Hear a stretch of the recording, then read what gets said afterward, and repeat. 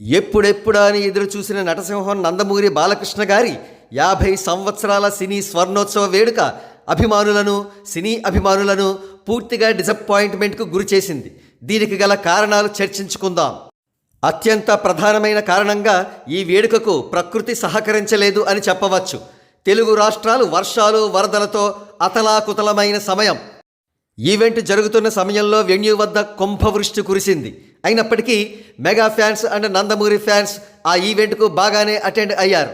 ఇక ఈవెంట్ ఫెయిల్యూర్కి రెండవ కారణంగా లైవ్ టెలికాస్ట్ లేకపోవడం కూడా అని చెప్పవచ్చు.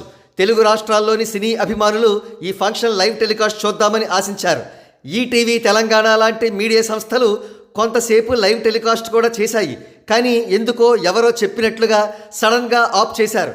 కారణాలు తెలియలేదు. కానీ బహుశా వరదల సమయంలో ఇటువంటి ఈవెంట్స్ ఏమిటి అనే నెగిటివిటీ వస్తుందని కావచ్చు, లేదా ఈవెంట్కు ఎక్కువ మంది సెలబ్రిటీస్ హాజరు కాలేదనే కారణం వల్ల కూడా కావచ్చు. ఎక్కువ మంది సెలబ్రిటీస్ ఈవెంట్కు హాజరు కాకపోవడం అనేది డిసప్పాయింట్మెంట్ నెంబర్ 3గా చెప్పవచ్చు. ఆంధ్రప్రదేశ్ ముఖ్యమంత్రి చంద్రబాబు నాయుడు గారు, డిప్యూటీ సీఎం పవన్ కళ్యాణ్ గారు, తెలంగాణ ముఖ్యమంత్రి రేవంత్ రెడ్డి గారు, తమిళనాడు కర్ణాటక రాష్ట్రాల ముఖ్యమంత్రులు ఈవెంట్కు హాజరవుతారని ముందు నుంచి ప్రోపగాండా జరిగింది.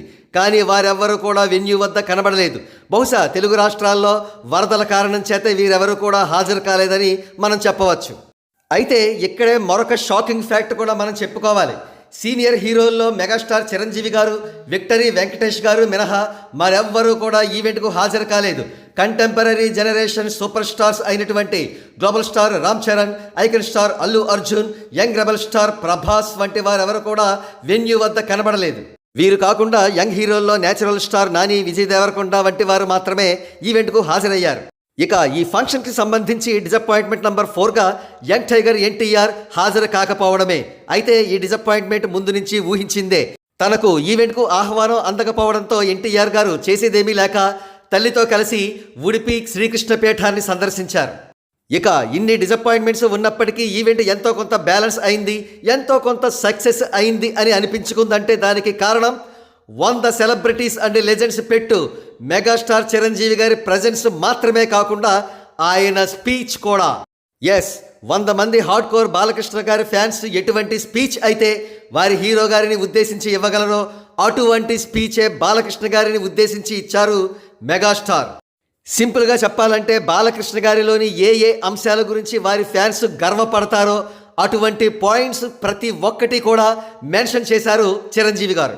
అందులో కొన్ని హైలైట్స్ ఏమిటంటే 50 సంవత్సరాల హీరోగా అమితాబ్ బచ్చన్ గారు కూడా చెయ్యలేదనడం, అంతేకాకుండా ఇంద్ర సినిమాకు స్ఫూర్తి సమరసింహారెడ్డే అనడం వంటివన్నమాట. ఏదేమైనా తెలుగు సినీ వజ్రోత్సవాల స్థాయిలో అత్యంత గ్రాండ్గా జరుగుతుందనుకున్న బాలకృష్ణ గారి 50 ఇయర్స్ గోల్డెన్ జూబ్లీ ఈవెంట్ కేవలం ఒక సాధారణ చిత్రం ప్రీ రిలీజ్ ఈవెంట్ స్థాయిలో జరగడం మాత్రం అన్నింటికంటా హ్యూజ్ డిసప్పాయింట్మెంట్ అని చెప్పక తప్పదు.